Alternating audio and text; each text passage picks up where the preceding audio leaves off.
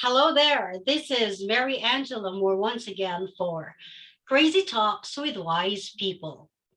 It is almost 4 o'clock here at Marlborough. It's a beautiful afternoon. It's a little bit cloudy, but our spirit is very sunny.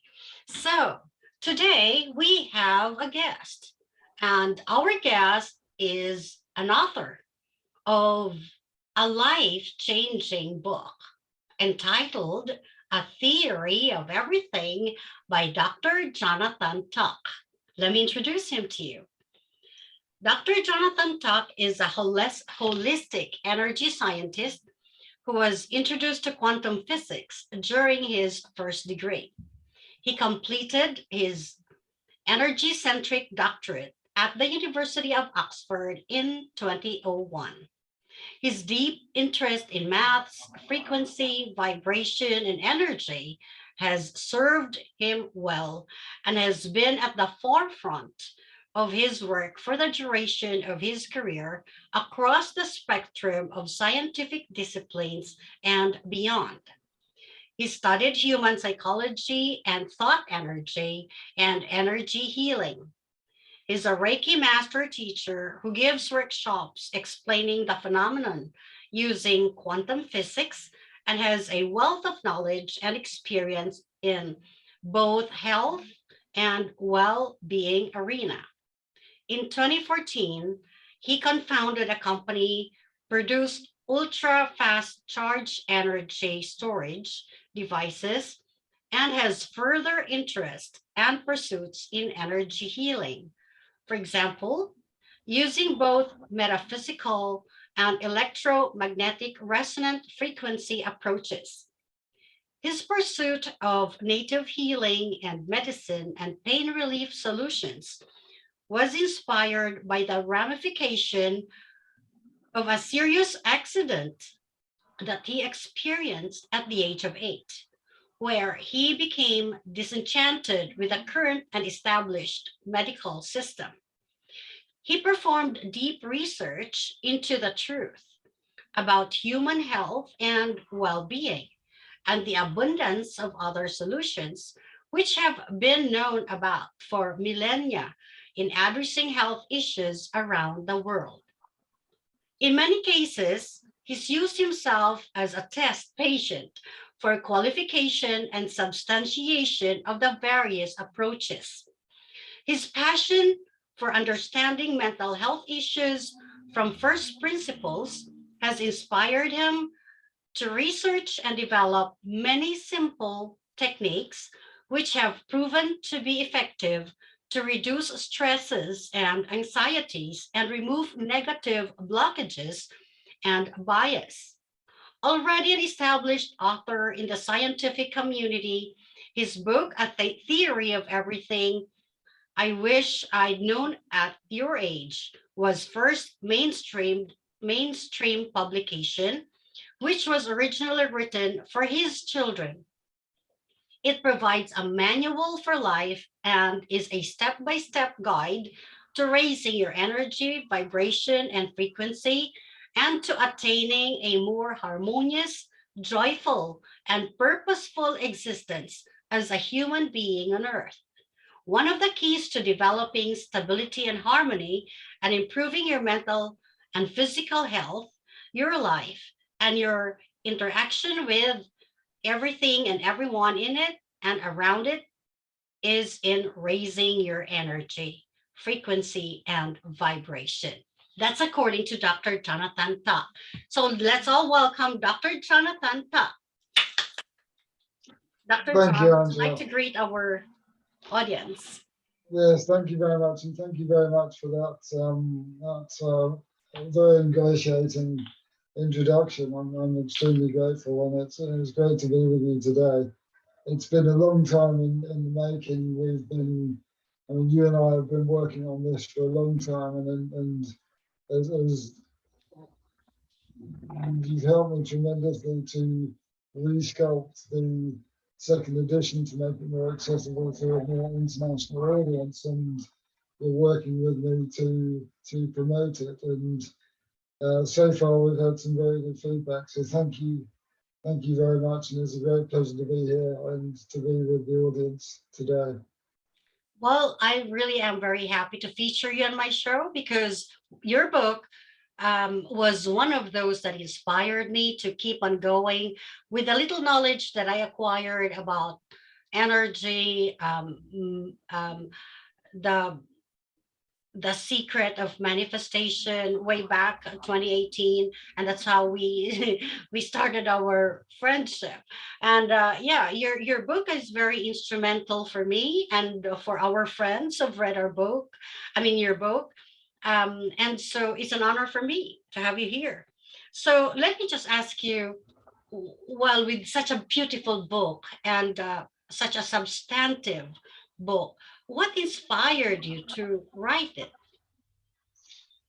What inspired me to write it was an accident that I had when I was 8 years old. I was essentially, I was in a coma for 2 weeks, and I was essentially given a 30% chance of not being a cabbage, which was acceptable terminology back then. I was also told that I'd be in a wheelchair by the time I was 30. And although I was extremely grateful to the surgeon for saving my life, of course, I was absolutely determined to circumnavigate the disillusion that I experienced from the follow-on care. And the more I researched, the more I realized that there were other options, and that actually through determination and belief and faith, then I could actually defy all of the odds and achieve great things as a result of what was essentially the best gift I've ever been given. And that was an introduction to death at such a young age, but more importantly to life and the knowledge and uh, the notion that anything is possible. Yes, everything is possible. I like that. What is impressive about your book is that, well, yeah, I saw your photo when you were a little boy, when you were 8 year old, and you were on a wheelchair. And well, now that you are 48 years old, you were able to accomplish a lot in spite of your predicament. And that is noteworthy. And so, ladies and gentlemen, I would like you to take hold of a copy of his book. I have it here, and I'm. Oh my goodness! All right, it's downstairs. So, anyways, So I I'd don't like. have a copy either. Okay, so it's downstairs, but you can take a look at Theory of Everything by Dr. Jonathan Tuck because his story is phenomenal. He was in a wheelchair, when he was 8 years old, and the doctor told him that he will just be on a wheelchair all his life. And well, we're not saying that he's, totally healed or something. He still has, a little packets of experiences of pain sometimes. But then he was, in spite of that, he was able to finish a doctorate degree from no other university than Oxford. And that is noteworthy, isn't it? And not only that, he's got a lot of interest, he's got a lot of things, and he has got a lot of accomplishments. And John, what made you win over the discouraging diagnosis of a doctor? I'd like to ask this question again so that it will be ingrained to our viewers' psyche. That you said faith. Can you please elucidate on faith? Did you do that by faith? I mean, how did you do it? How did you do it? Details. Yeah, I think it's kind of an open-ended question, and faith comes into it in a very big way. I think in the bigger picture, what I was endowed with as a child, which I actually didn't realize until much later on, was my mother's philosophy that the glass is always half full. So I was always able to find the silver lining, and I was always extremely positive, no matter what was happening around me, and more so as I grew and as I became wise in the ways of spiritual and harmonic development in my life. Um, so yeah, I mean, I think it's been a very unpleasant journey at times, and it's been an extremely torturous path. And I've done some crazy things that I had no idea why I was inspired to do it. But what I've always done, and what I've managed to achieve, is that I've followed my passions, my gut feelings, my gut instincts, and a lot of what I've done, which at the time I would have thought, well, I have no idea why this actually fits into my life or what importance it's going to be. But what I've found is that over the past several years, maybe even more recently, everything that I've done has fallen into place and made sense. So I'm extremely grateful. I'm just extremely grateful for the opportunities that I've had and the courage that I've had to take them. I think one of the things that I've always been extremely grateful for is my courage, and my philosophy, which I take from Bob Proctor, is that based on decisions. Decisions are some of the most important elements of your life, and to make a wrong decision is better than not to make a decision at all, because when you make a wrong decision, you've done something definitive, and if nothing else, you learn from the mistakes that you make, that you wouldn't have had the opportunity to do so if you hadn't have made those decisions in the first place. So yeah, I think that's one of the core philosophies that inspired me or kept me balanced throughout my life. Yeah. So back when you were a little boy, when your parents told you that what the doctor's diagnosis was, and what was your gut feeling at that time? Um, I mean, at that age, I didn't know any different. So I think what happened was that as I progressed through the medical system, I realized that it really wasn't as pure or as um, uh, useful as I could see that it perhaps could be. So as I researched more and more into native medicines and treatments, and particularly the energy side of health and well-being, the more I was able to then put together a package which, if nothing else, worked for me. And the reason I put it all together in a book was, and I go back to the original title of the book. The original title of the book was Things I Wish I'd Known at Your Age. And it was really to provide my children with as much information as possible on how to live your best life, should they choose to do so. And what I also did was I provided all of the references to the information and material that I'd used to derive my theories in order that they could do their own research and come to their own conclusion on what truth they chose to believe or chose to accept. Yeah, that is amazing, because well, most of the people we know, they just believe in what the doctor tell them. The doctor tells them, like, okay, they cannot um uh, they cannot walk, and all their lives they will be just that, they will just accept it. But you're quite different, because you defied what the Uh, doctor told you. let me quote from the great Walt Disney. Or wasn't no Henry Ford? I beg your pardon, Henry Ford.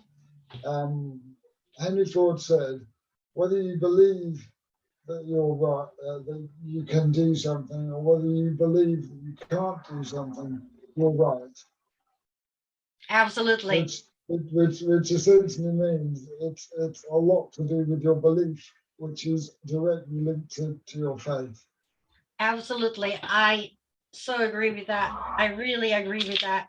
And well, I've also read in your book, and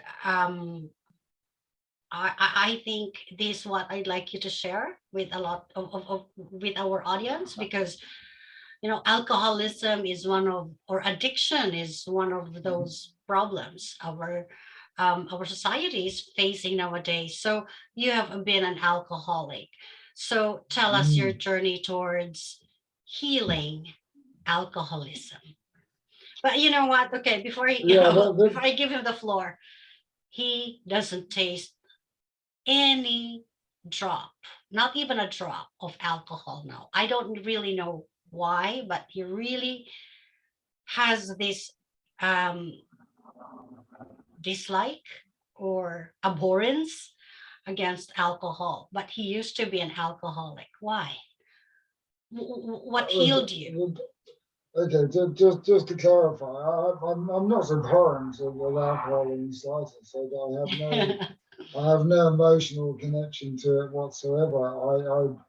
I don't drink anymore because I simply don't want to. It's not something which excites me or would provide me with any benefit whatsoever. But the whole alcoholic journey was an incredible education for me, and it took way too long to finally work it out. But when I did, it was one of the best things that ever happened to me.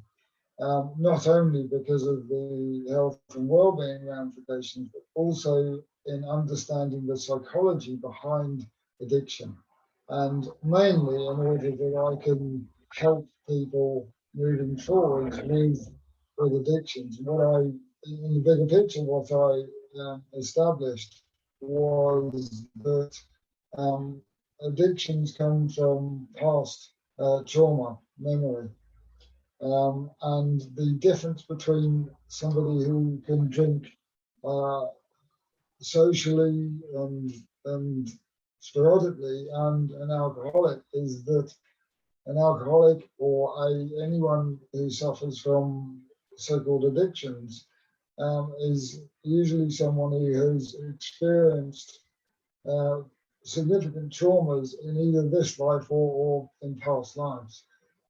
So what it enabled me to do was to begin to look at those traumas and how to remove those memories. And that's a lot of what I've talked about, particularly in chapter 6 in my book. And one of the main objections or questions I get surrounding that is with regard to removing memories. So people seem to be reluctant to remove memories because they think it will change them. And I can say in all with some authority that this isn't the case at all. What I'm advocating, what we're doing is we're removing negative memories which no longer serve us. So if you have a thought or a question, or you have to make a decision on how to behave, how to respond to something, when you remove the negative bias, then you clarify the thought that you're able to achieve, or the decision that you're able to take with regard to whatever situation you're dealing with. Great. Thank you so much for sharing it with our viewers. So if you're an alcoholic right now, if you've got some addictions, get hold of this book, because this will be a great help for you. Now, Dr. John, what is the best advice you can give to your 10-year-old self? Yeah, that again is a very open-ended question, but I'd say in the bigger picture, one thing that I would advise myself to do or to become active in at that age, which I think would have a significantly profound impact on my further life, would be meditation. So I would encourage myself to begin the practice of meditation, and I think, as I said, that's probably one of the most powerful things that I could do. So connecting to the earth, connecting to the source, whoever you um, uh, choose to adopt or have adopted as your source, your God, your inspiration, and really being able to center yourself and ground yourself in order to then become open to what is your gut or intuition, which is your best guide in life for your progression towards harmony and joy and peace, and and enables you to mitigate all of the other stuff the negative stuff that goes on in life as you progress in your evolution. Yes, correct. If you, yeah, I really encourage you to get hold of his book because I've read his book from cover to cover.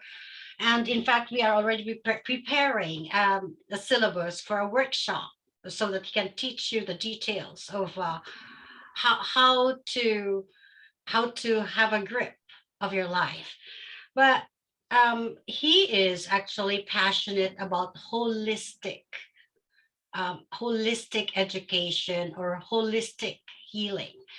So, what he mentioned about meditation is just a way to grow spiritually because it is so impossible to grow physically and mentally without first growing on the spiritual plane because um, spirituality is the highest form of intelligence.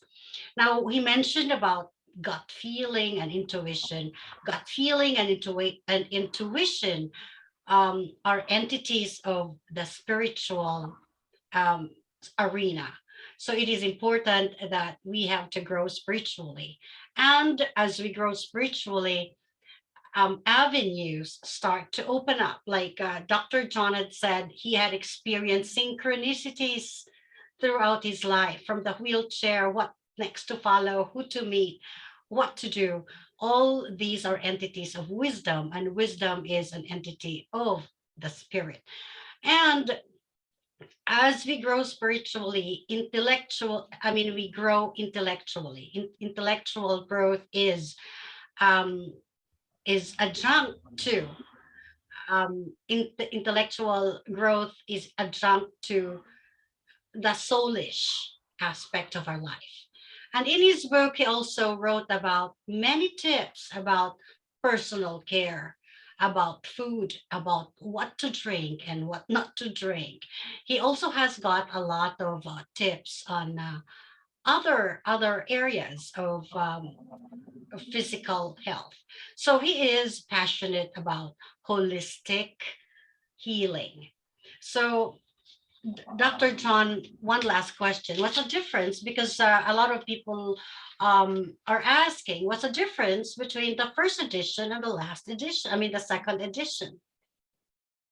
Yeah, I mean, as we touched on earlier, the first edition was my first was essentially my first draft. And what I've done in the second edition is to update much of the information and knowledge that I've gleaned over the past couple of years, particularly, as I said, with regard to the political situation that has panned out, and updated some of the references to particularly health and well-being, and also um, uh, vitamins and minerals, and the most important supplements that you can take. But also we've addressed it for a more international audience and included several more forwards from recognised professionals in the industry. Yes. So his first edition is actually written solely for the UK readers. His second edition is more for an international edition so that people outside of the UK can relate and understand. Um, so that's all about his second edition. So thank you very much for joining us this afternoon, Dr. Talk. Would you like to say some parting words to our readers? I mean, to our audience and future readers. Okay. Yeah, thank you. I mean, you know, my primary incentive is really to help as many people as I can with the research and work that I've done, and hence why I documented it. And I'm extremely grateful for the massively positive feedback that I've had so far from pretty much anyone who's been inspired to read my book. And I'll leave you with my quote again, which I think summarizes the book in its entirety. And that is, one of the primary keys to developing stability and harmony and improving your mental and physical health, your life, and your interaction with everything and everyone in it and around it is in raising your energy, frequency, and vibration. Thank Excellent. you. Okay. So yeah, before we end, I'd like to give you some parting words about A Theory of Everything. A Theory of Everything is a life changing book written by a man whose pain and struggles in life brought him to a place of total enlightenment. Now he is teaching us. So get hold of his book. Well, I have a photo of his book here. All right. That's his book. All right. And please follow him on follow A Theory of Everything, A Theory of Everything at Wealthopia Generation in LinkedIn and on Facebook. And also his book is available in Kindle and hardbound at Amazon, um, Brown Dog Books, and through his personal website. If you like a signed copy, then you can order it from his website. So that's it for today. Thank you so much. And I hope that you've learned a lot from Dr. Talk. See you again. Bye for now. All right.